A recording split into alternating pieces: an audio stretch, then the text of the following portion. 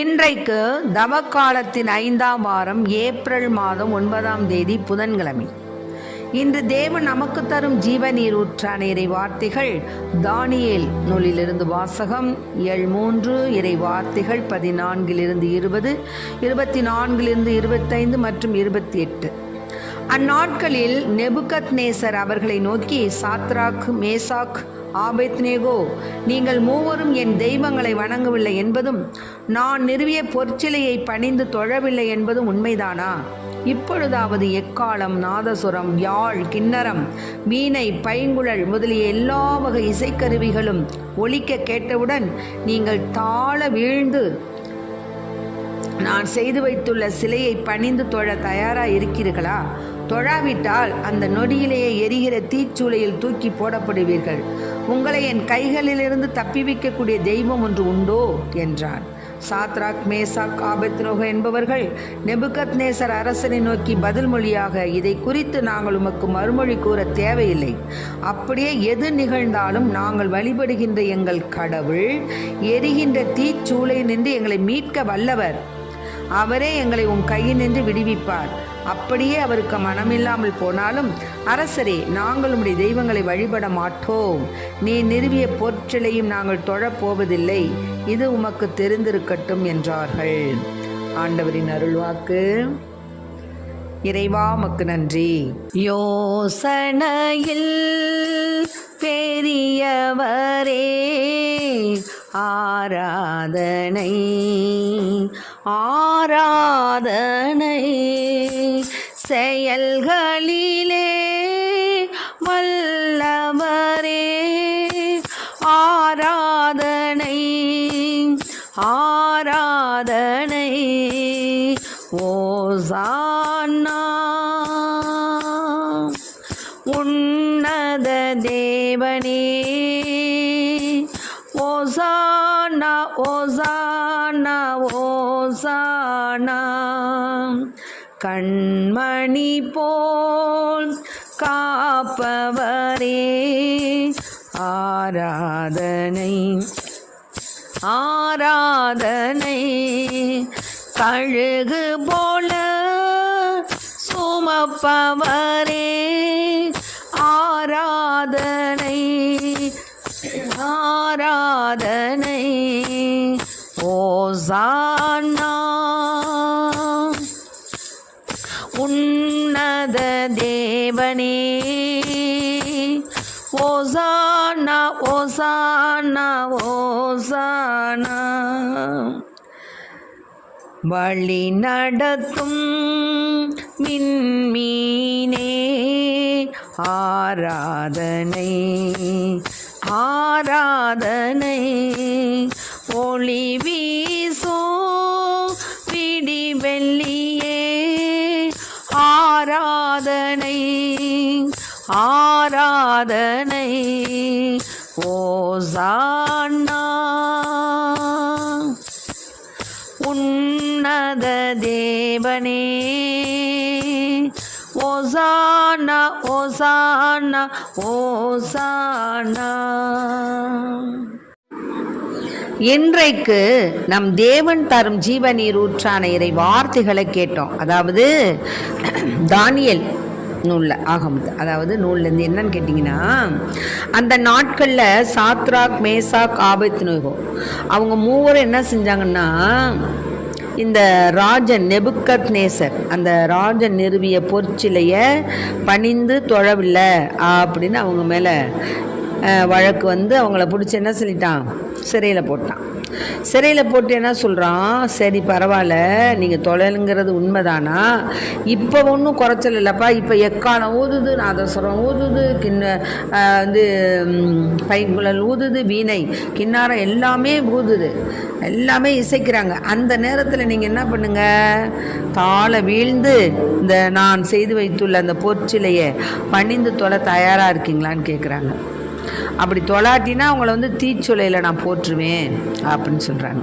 அதுக்கு Shadrach, Meshach, Abednego என்ன சொல்கிறாங்க, பதில் மொழியாக, நாங்கள் உங்களுக்கு மறுமொழி கூற தேவையே இல்லைப்பா.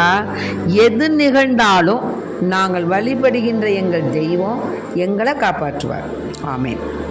அதான் இந்த நம்பிக்கை இருந்தால் போதும்ப்பா, கடவுள் நம்மை தேடி ஓடி வருவார். அதனால நாங்கள் மறுமொழி உனக்கு கூற தேவையில்லையா? நாங்கள் வழிபடுகின்ற எங்கள் கடவுள் எரிகின்ற தீச்சூளை நின்று எங்களை மீட்க வல்லவர். அதனால நீ ஒன்றும் டோன்ட் வரி, நீ ஒன்றும் எங்களை பற்றி கவலைப்பட வேணாம், நாங்கள் ஒன்றும் அந்த நீ நிறுவிய சிலையை நாங்கள் கும்பிட மாட்டோம் அப்படின்னு சொல்லிடுறாங்க. உடனே நேபுக்கத்நேசருக்கு கோபம் வந்துடுது. என்ன பண்ணால் 3 பேர் மேலேயும் ரொம்ப கோபம் வந்து டே சினத்தால் முகம் கட்டுன்னு இருக்குது.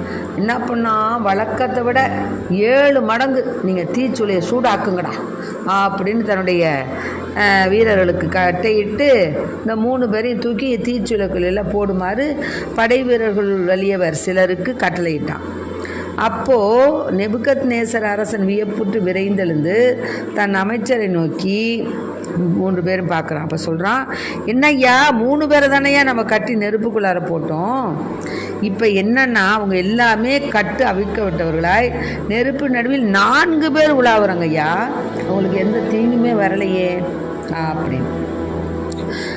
4வதா தெரியுறான் பத்தியா, அந்த ஆள் வந்து எப்படின்னா ஒரு தெய்வ மகன் போல தோன்றான் ஐயா அப்படின்னா. உடனே நேபுக்கத்நேசர் சாத்ராக் மேசாக் ஆபேத்நேகோ ஆகியோரின் கடவுள் புகழப்படுவாராக. தங்கள் கடவுளை தவிர வேறு எந்த தெய்வத்தையும் பணிந்து தொழ மறுத்து அரசனது கட்டளை பொருட்படுத்தாமல் அவர் மேல் நம்பிக்கை வைத்து தங்கள் உடலை கையளித்த அவருடைய ஊழியர்களை அவர் தம் தூதரை அனுப்பி மீட்டறினார். ஆமென். ஆண்டவரை நம்பி வாழ்வோரை சுற்றி ஆண்டவர் தூதர் என்றும் காத்திடுவார். ஆமென். ஆக ஆண்டவரை நம்பி வாழ்வோரை சுற்றி ஆண்டவருடைய தூதரை அனுப்பி காத்திடுவார். அப்படி தானே ஆபிரகாம் ஈசாக்கை பலியிடும்போது நம்ம தேவன் நமக்கு கொடுத்தாரு. அவர் வந்து விண்ணில் உள்ள நட்சத்திரங்களை போலவும் மண்ணில் உள்ள மணல் துகளை போலவும் உன்னுடைய வம்சத்தை வாரிசை நான் பெருக்குவேன்னு சொன்னது பொய்யா போயிருமா? அதனால அவர் பலியிட சொன்னார்னா போகிறேன், அவர் தானே கொடுத்தாரு, அவரே செய்வார். வாக்கு கொடுத்துட்டாரு, வாக்கு தத்தம் கொடுத்ததை நிறைவேறாமல் போகுமோ அப்படின்னு அந்த தைரியத்தில் அந்த நம்பிக்கையில் தான் அவர் ஆபிரகாம் ஈசாக்கு அழைச்சிட்டு போய் பலியிட போயிட்டார். ஆனால் வானதூதரை கொண்டு அவரை காப்பாற்றி அவருக்கு உயிர் பிச்சை கொடுத்து அவரை அழைச்சிட்டு வந்து அவருடைய சந்ததியை பெருக்கினார். ஆக அன்பு பிள்ளைகளை, இதிலிருந்து நமக்கு தெரியறது என்னன்னு கேட்டால், ஆண்டவரை நம்புவோருக்கு எந்த ஆபத்தும் கிடையாது.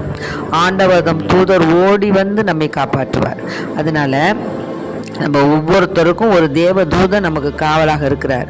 நம்முடைய காவல் தூதன் நமக்கு காவலாக இருக்கிறார். அவருக்கு நம்ம கட்டளை இடணும், ஆர்டர் பண்ணணும். என்ன சொல்லணும்? என் காவலாக இருக்கிற தேவதூதனே, காவல் சம்மனசே, தெய்வீக கிருபையால் உம்மிடத்தில் ஒப்பிக்கப்பட்ட என் உயிர் உடல் ஆன்மாவிற்கு சேதமுறாதபடி என்னை பாதுகாக்கும்படி உமக்கு நான் கட்டளையிடுகிறேன். ஆமென். ஆக ஒவ்வொருத்தரும், குடும்ப தலைவனும் சரி தலைவியும் சரி, அவங்கவுங்களுக்கு ஒரு காவல் தூதன் இருக்கிறார், பிள்ளைங்களுக்கும் இருக்கிறார். அதனால் நீங்கள் என்ன பண்ணுங்க, இரவில் படுக்க போகும்போதும் சரி காலை முறை எழுந்திருக்கும் போது என்ன சொல்லணும்? பிள்ளைகளை நோக்கி, உங்களை நோக்கி இப்படி இந்த ஜெபத்தை சொல்லணும். எனக்கு காவலாக இருக்கிற தேவதூதனே, தெய்வீக கிருபையால் உம்மிடத்தில் ஒப்பிக்கப்பட்ட என் உயிர் உடல் ஆன்மாவிற்கு சேதமுறாதபடி என்னை பாதுகாக்கும்படி உமக்கு நான் கட்டளையிடுகிறேன் அப்படின்னு சொல்லிட்டு நீங்கள் உங்கள் பிள்ளைங்களுக்கு, உங்கள் கணவருக்கு, உங்கள் வீட்டில் யார் யார் இருக்காங்களோ எல்லாருக்கும் ஒரு காவல் தூதன் இருக்கிறார் காப்பாற்றுவதற்கு. அதனால் அந்த காவல் தூதன்கிட்ட மன்றாடணும். காவல் தூதரே, தெய்வீக கிருபையால் உம்மிடத்தில் ஒப்பிக்கப்பட்ட என் உயிர் உடல் ஆன்மாவிற்கு சேதமுறாதபடி என்னை பாதுகாக்கும்படி உமக்கு கட்டளையிடுகிறேன். அது மாதிரி என் பேரனுக்கு, என் மகனுக்கு காவலாக இருக்கிறவரே, தெய்வீக கிருபையால் உம்மிடத்தில் ஒப்பிக்கப்பட்ட அவங்களுடைய உயிர் உடல் ஆன்மாவிற்கு சேதமுறாதபடி அவங்களை பாதுகாக்கும்படி உமக்கு நான் கட்டளையிடுகிறேன் சொல்லி பாருங்க. ஆண்டவர் நிச்சயமாக நம் கால் கல்லின் மோதாதவாறு நம்மை பாதுகாப்பார். அவர் தூதரை கொண்டு நம்மை பாதுகாப்பார். ஆமென். Praise the Lord.